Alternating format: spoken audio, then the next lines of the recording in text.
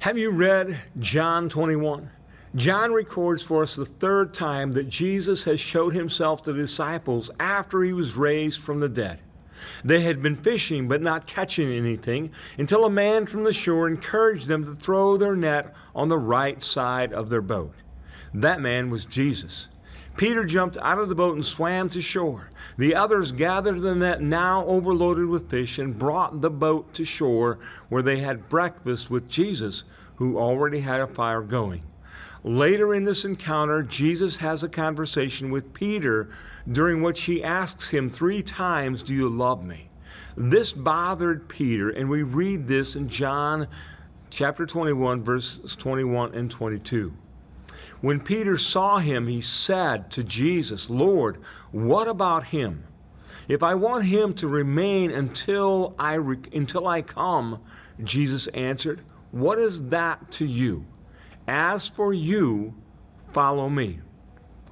Apparently, Peter looked at John and then asked, "What about him?"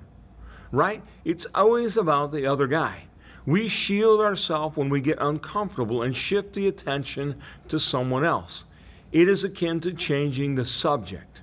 Jesus was seeking to continue to prepare Peter for what the future would bring. Instead of continuing, Peter asked, "What about John?" How often is God speaking to us and preparing us for the mission He is sending us on, that we want to know about someone else and what they're going to do? What about him? Jesus replied to Peter, "What is that to you?" ends the diversion. Then Jesus returns to the original command and asks Peter to follow him. That's simply what Jesus asks each of us to do. We need to follow Jesus regardless of what anyone else might do.